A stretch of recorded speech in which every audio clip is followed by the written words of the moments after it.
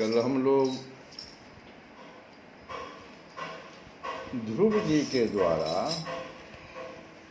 भगवान की स्तुति का गुणगान, लेकिन वो संस्कृत में है।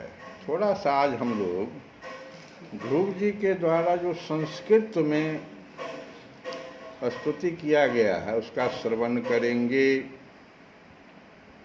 और बड़ा ही सुंदर बात है जो समझने योग्य है। आगे हो सकता है कथा में समझाया जाए, लेकिन पहले हम लोग समझ लें इसको थोड़ा सा कि ये उत्तानपाद कौन थे।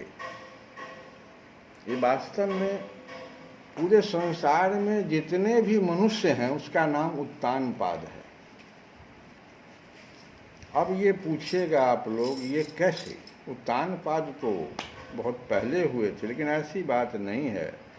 ये सारा मानव जाति पुरुष वर्ग उत्तानपाद है। पुरुष नारी दोनों को अगर कहो तो अच्छा है, क्योंकि गर्भस्थ शिशु जो होता है वो उत्तानपाद की तरह ही होता है। उसको अगर सारे गर्भस्थ शिशु को हम एक शब्द में अगर उसका नामकरण करें तो उत्तानपाद कहलाता है। उसका पैर ऊपर की तरफ और माथा नीचे की तरफ, इसी को कहते हैं उत्तानपाद। पैर ऊपर, तब ना उसका पहले माथा निकलता है। बच्चे का पहले माथा निकलता है। उत्तानपाद है। जितने भी प्राणी हैं सब उत्तानपाद हैं। पहली बात जो हमको समझ लेनी चाहिए। और इसकी दो स्त्रियां, प्रत्येक मनुष्य की दो स्त्रियां।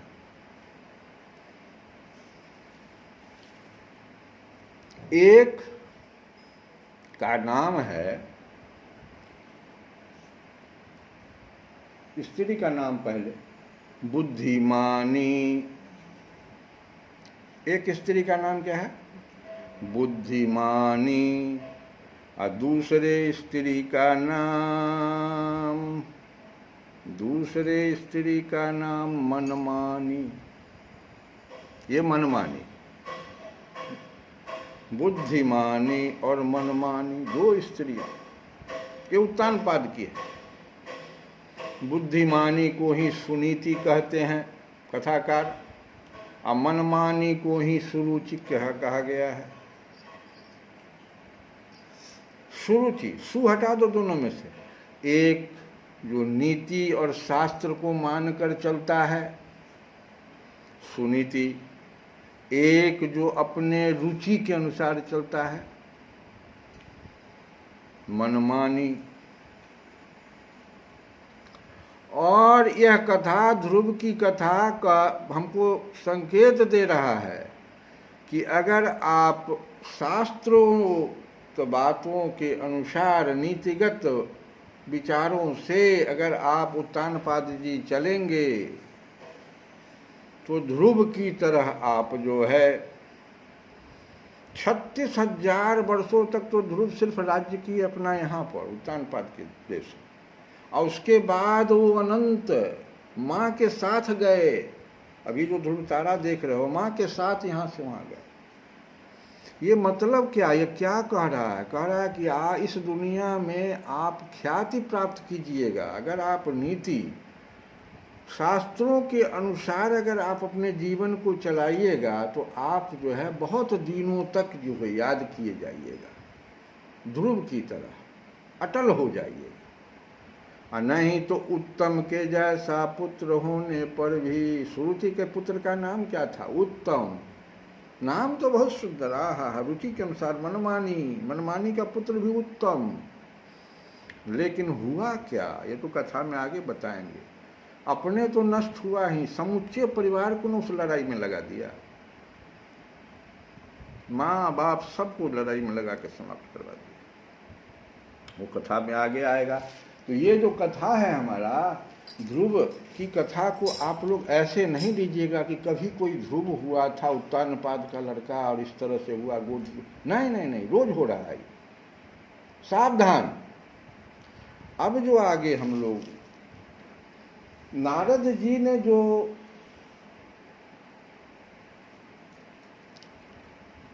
द्वादशाक्षर मंत्र के द्वारा ध्रुव को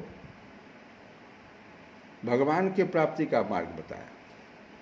और ध्रुव जी ने भी 12 श्लोक के द्वारा भगवान की स्तुति की।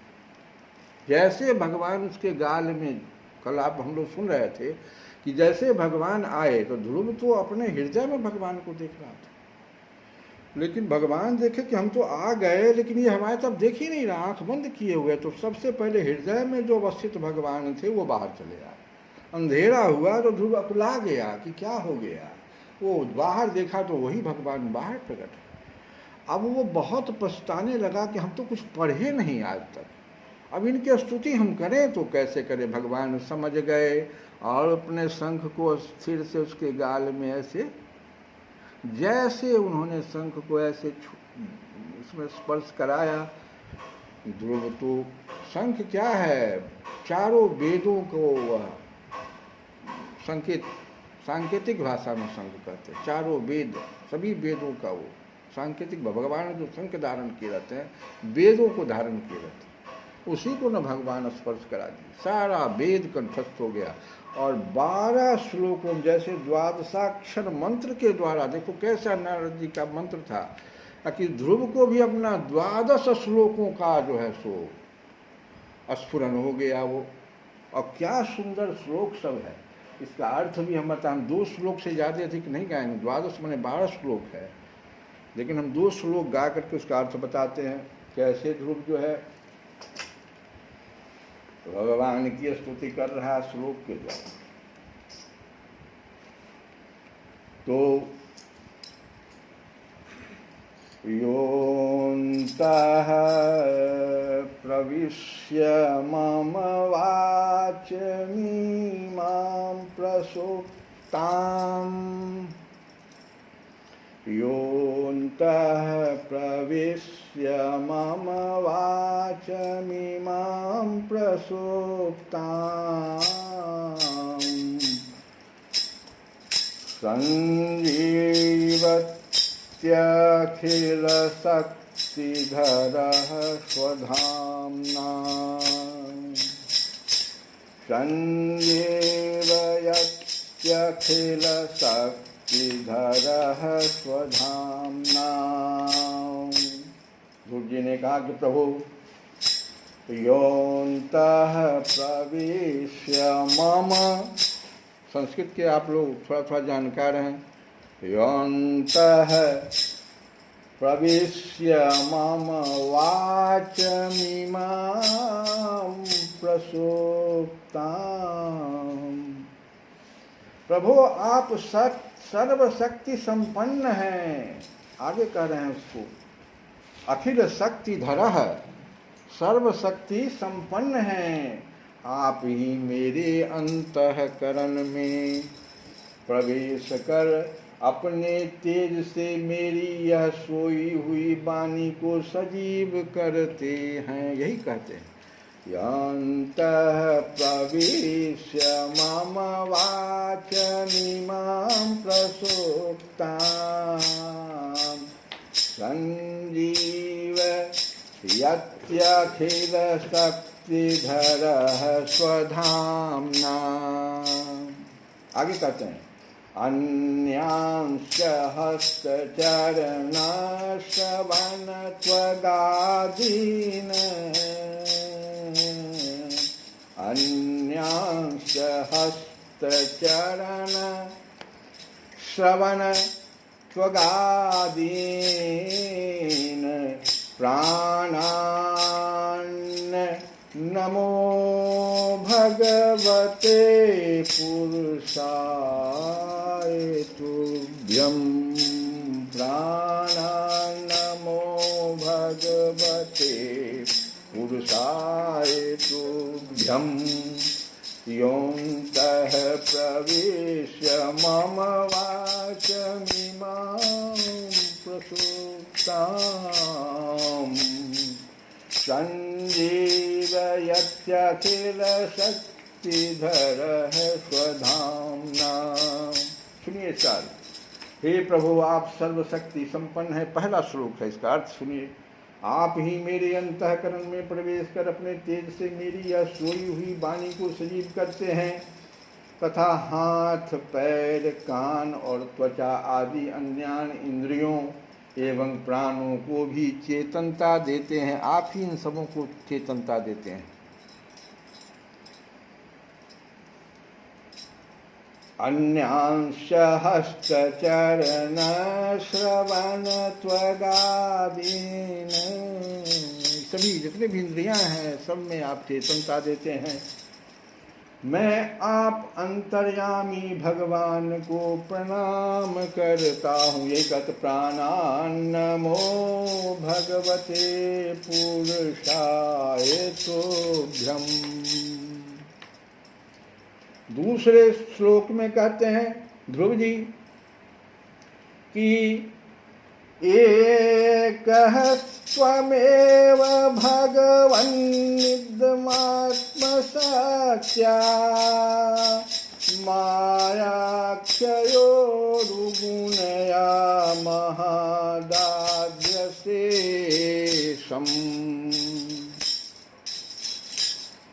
भगवान आप एक ही हैं, परंतु अपनी अनंत गुणमयी माया शक्ति से इस महत आदि संपूर्ण प्रपंच को रचकर अंतर्यामी रूप से उसमें प्रवेश कर जाते हैं। ये चार चीज जो है महत्त्व, चार चीज क्या क्या? चेतना, बुद्धि, महत्त्व में हो गया आपका ये जो हम लोगों में ये आ जाता है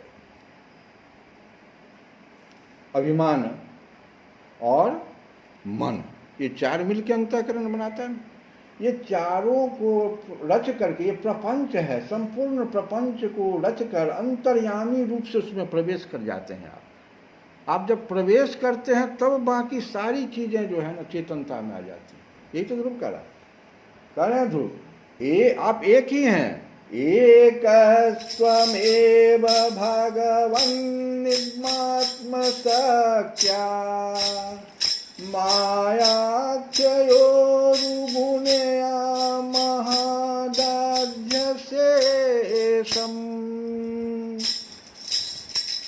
और आगे सृष्ट्वानुविषय पुरुषस्तदसगुणेषु नानेव दारुषु विभावषु बद्विभाषी योऽन्तः प्रविश्य मम वाचमिमाप्तसोक्ताम् सञ्जीवत्यखिलशक्तिधरः स्वधाम्ना प्राणान्नमो भगवते पुरुषाय तुभ्यम्। ओम नमो भगवते वासुदेवाय। ये दो श्लोकों के द्वारा हम आज जो वास्तविक ध्रुव का जो ध्रुव के द्वारा जो गया हुआ, इसके जो 12 श्लोक हैं अभी सभी का हम अर्थ बताएंगे। इन दो को हम गा करके आपके भीतर में भाव पैदा किए। कहते हैं भगवान आप एक ही हैं, परंतु अपनी अनंत गुणमयी माया शक्ति से इस महत आदि संपूर्ण प्रपंच को रचकर अंतर्यामी रूप से उसमें प्रवेश कर जाते हैं और फिर इसके इंद्रियादि असत गुणों में उसके अधिष्ठात्री देवताओं के रूप में स्थित होकर अनेक रूप भासते हैं। जितने भी इंद्रियां हैं, हमको लगता है कि क्योंकि प्रत्येक इंद्रियों के प्रत्येक अलग अलग देवता हैं, तो हम समझते हैं कि इतने शायद भगवान हैं, और भगवान तो एक ही हैं जो कि प्रत्येक रूप में सभी के रूप इंद्रियों के एक एक देवता के रूप में वहाँ आ जाते हैं। ठीक वैसे ही, कैसे? कहते हैं ध्रुव जी कि ठीक वैसे ही जैसे तरह तरह की लकड़ियों से प्रकट हुई आग अपनी उपाधियों के अनुसार भिन्न भिन्न रूपों में दिखाई पड़ती है। अलग अलग लकड़ियों को आप जलावे, अलग अलग प्रकार की आग आपको दिखाई पड़ेंगे। नाथ अगला श्लोक में कहते हैं कि नाथ सृष्टि के आरंभ में ब्रह्मा जी ने भी आपकी शरण लेकर आपके दिए हुए ज्ञान के प्रभाव से ही इस जगत को सोकर उठे हुए पुरुष के समान देखा था। दीन बंधो, उन्हीं आपके चरण तल का मुक्त पुरुष भी आश्रय लेते हैं। कोई भी कृतज्ञ पुरुष उन्हें कैसे भूल सकता है। कृतज्ञ और कृतज्ञ, यहाँ कृतज्ञ शब्द है। कोई भी कृतज्ञ पुरुष उन्हें कैसे भूल सकता है। अगला श्लोक, प्रभु इन सब तुल्य, ये सब तुल्य शरीरों के द्वारा भोगा जाने वाला इंद्रिय और विषयों के संसर्ग से उत्पन्न सुख, ये जो इसको हम सुख मान लेते हैं, ये शरीर तो सब है, सब तुल्य है। और इसमें जो इंद्रियां हैं ये भी तो जड़वत है, लेकिन इनके द्वारा विषयों के संसर्ग से उत्पन्न सुख, तो मनुष्य सुख को सुख मान करके मनुष्य को नरक में भी यह सुख तो मिल सकता है। लेकिन जो लोग इस विषय सुख के लिए ललायित रहते हैं और जो जन्म मरण के बंधन से छुड़ा देने वाले कल्पतरु स्वरूप आपकी उपासना भगवत प्राप्ति के सिवा किसी अन्य उद्देश्य से करते हैं, उनकी बुद्धि अवश्य ही आपकी माया के द्वारा ठगी गई है। ध्रुव जी को भी पश्चाताप हुआ, जब जाने लगे भगवान, तो उन्होंने जो वरदान मांगा, कहा क्या हम भगवान आया, क्या हमने मांग लिया, फिर 36,000 वर्ष हम राज्य करने जाएंगे। ध्रुव जी को बड़ा अफसोस हुआ, ये ठगी जाई बात। उन्होंने जो भीतर से एक उद्देश्य लेकर के कि हम जो है राजा के गोद में बैठ जाए, राज सिंहासन पर चले। नाथ अगला श्लोक, नाथ आपके चरण कमलों का ध्यान करने से और आपके भक्तों के पवित्र चरित्र सुनने से प्राणियों को जो आनंद प्राप्त होता है वह निजानंद स्वरूप ब्रह्म में भी नहीं मिल सकता। फिर जिन्हें काल की तलवार काटे डालती है, उन स्वर्गीय विमानों से गिरने वाले पुरुषों को तो वह सुख मिल ही कैसे सकता है। बहुत बढ़िया बात, आप स्वर्ग को भी प्राप्त कर लेते हैं, लेकिन जैसे आपकी की गई जो परमात्मा अच्छा कार्य है, वो जिसका जैसे ही समापन हो जाता है आप सीधे वहां से नीचे गिरा दिए जाते हैं। वही कहते हैं, उन स्वर्गीय विमानों से गिरने वाले पुरुषों को तो वह सुख मिल ही कैसे सकता है।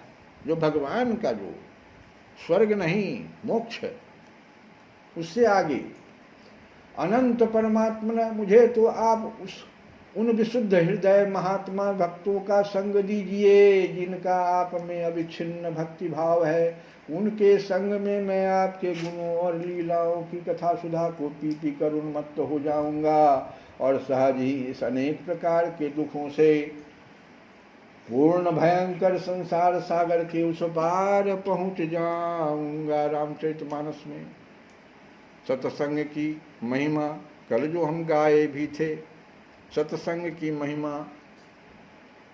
अगले श्लोक में ध्रुव जी कहते हैं कि कमलनाभ प्रभु, जिनका चित्त आपके चरण कमल की सुगंध में लुभाया हुआ है, उन महानुभावों का जो लोग संग करते हैं, वे अपने इस अत्यंत प्रिय शरीर और इसके संबंधी पुत्र मित्र गृह और स्त्री आदि की सुधि भी नहीं करते। अगला श्लोक में कहते हैं कि अजन्मा परमेश्वर, मैं तो पशु वृक्ष पर्वत पक्षी सरीसृप, जो सर्प आदि रेंगने वाले जंतु हैं इसको सरीसृप कहते हैं, देवता दैत्य और मनुष्य आदि से परिपूर्ण तथा महद आदि अनेकों कारणों से संपादित आपके इस सदात्मक स्थूल विश्वरूप को ही जानता हूँ। इससे परे जो आपका परम स्वरूप है, जिसमें वाणी की गति नहीं है, उसका मुझे पता नहीं है। उस विराट स्वरूप को मैं नहीं जान पाया हूँ अभी तक। भगवान, कल्प का अंत होने पर योग निंद्रा में स्थित जो परम पुरुष इस संपूर्ण विश्व को अपने उदर में लीन करके शेष जी के साथ उन्हीं की गोद में शयन करते हैं, वही विराट पुरुष। तथा जिनके नाभि समुद्र से प्रकट हुए सर्वलोक में सुवर्ण वर्ण कमल से परम तेजो में ब्रह्मा जी उत्पन्न हुए, वे भगवान आप ही हैं। मैं आपको प्रणाम करता हूँ। अगले श्लोक में कहते हैं कि प्रभु आप अपनी अखंड चिन्मयी दृष्टि से बुद्धि की सभी अवस्थाओं के साक्षी हैं तथा नित्य मुक्त शुद्ध सत्वमय सर्वज्ञ परमात्मा स्वरूप निर्विकार आदि पुरुष खड़ईश्वर संपन्न एवं तीनों गुणों के अधीश्वर हैं। आप जीव से सर्वथा भिन्न हैं तथा संसार की स्थिति के लिए यज्ञाधिष्ठाता विष्णु रूप से विराजमान हैं। अगले श्लोक में कहते हैं आपसे ही विद्या अविद्या आदि विरुद्ध गतियों वाली अनेकों शक्तियां धारावाहिक रूप से निरंतर प्रकट होती रहती है। ये विद्या और अविद्या दोनों भगवान के ही शक्तियों से धारावाहिक रूप से निरंतर प्रकट होती रहती है। आप किसको लीजिएगा? आप लीजिए ना, आपके पास साधन है। सारी चीजें भगवान से निरंतर रूप से धारावाहिक ये शक्तियां हैं जो प्रकट हो रही है, आ रही है। आप उनमें से किनको लेना चाहते हैं? यही हो गया यहाँ पर सुरुचि और सुनीति। आप मनमानी पत्नी के बातों में रहने वाले हैं या बुद्धिमानी से आप चल रहे हैं? शक्तियां तो दोनों भगवान से निकल करके हमेशा हमेशा के लिए प्रवाहित हो रही है। आप जगत के कारण अखंड अनादि अनंत आनंदमय निर्विकार ब्रह्म स्वरूप है। मैं आपकी शरण हूँ। भगवान आप परमानंद मूर्ति हैं। जो लोग ऐसा समझकर निष्काम भाव से आपका निरंतर भजन करते हैं उनके लिए राज्यादि भोगों की अपेक्षा आपके चरण कमलों की प्राप्ति ही भजन का सच्चा फल है। स्वामी, यद्यपि बात ऐसी ही है तो भी गौ जैसे अपने तुरंत के जन्मे हुए बछड़े को दूध पिलाती और व्याघ्र आदि से बचाती रहती है, उसी प्रकार आप भी भक्तों पर कृपा करने के लिए निरंतर विकल रहने के कारण भगवान कुछ भी हो लेकिन बहुत बढ़िया उदाहरण दे रहे हैं ध्रुव जी स्तुति में कि जैसे गौ माता अपने नवजात शिशु के लिए व्याकुल रहती है,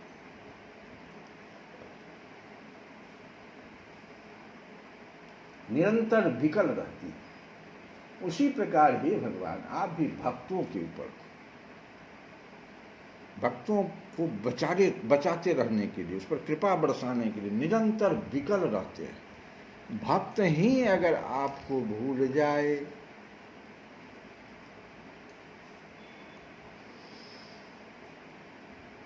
तो निरंतर भक्तों के ऊपर कृपा करने के लिए विकल रहने के कारण हम जैसे सकाम जीवों की भी कामना, हम लोग कैसा जीव है? सकाम जीव है, हरदम कामना में रहते हैं, सकाम। लेकिन कामना भी अगर मनमानी और बुद्धिमानी के द्वारा दी गई सलाह में से किसको हम चुन रहे हैं, किसको भोजन दे रहे हैं? आहार मनमानी को कि बुद्धिमानी? और आहार जो है, आहार लेने के यही जो इंद्रियां, उनके जो विषय है, यही हमारे अंतर मन में जो स्थापित चार चीजें उनको आहार देता रहता है। जो सूक्ष्म शरीर रूप बनकर फिर जाता भी यहाँ से और फल भी भोगता है। बड़ा सूक्ष्म बात है। तो हम जैसे सकाम जीवों की भी कामना पूर्ण करके उनकी संसार भय से रक्षा करते रहते हैं। श्री मैत्रेय जी कहते हैं कि विदुर जी, ये देखो 12 श्लोक से, यही 12 श्लोक से ध्रुव जी ने भगवान की प्रार्थना की, स्तुति की।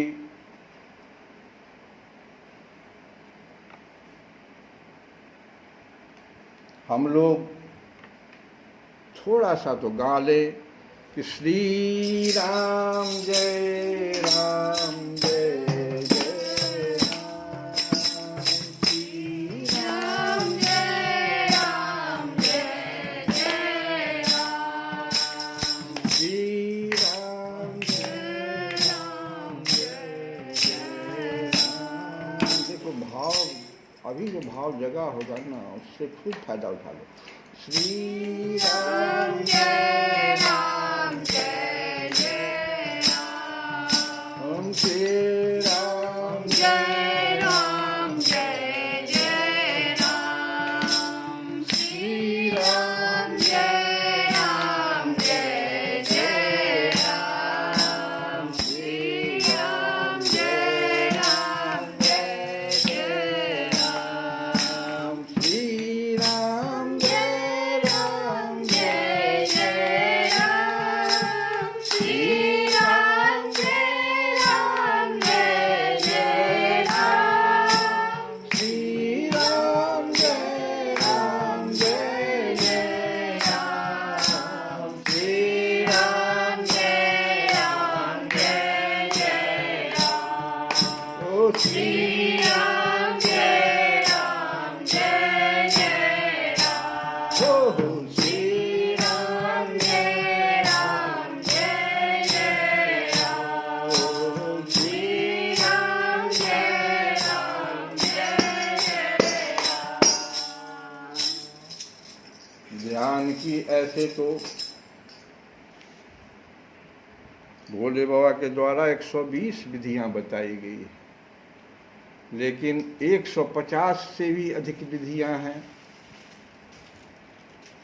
अभी जो हम लोग भजन कर रहे थे, या ध्यान की भी एक विधि है। जब हम भावावेश में चले जाएं, आँख से अश्रुधारा निकलने लगे, भजन अपने आप भजने लगे, यही तो ध्यान है। दुनिया की और कोई भी जो विषय है वो हमको भास नहीं रहे। श्री राम जय राम जय राम, श्री कृष्ण गोविंद हरे मुरारे, हे नाथ नारायण वासुदेव।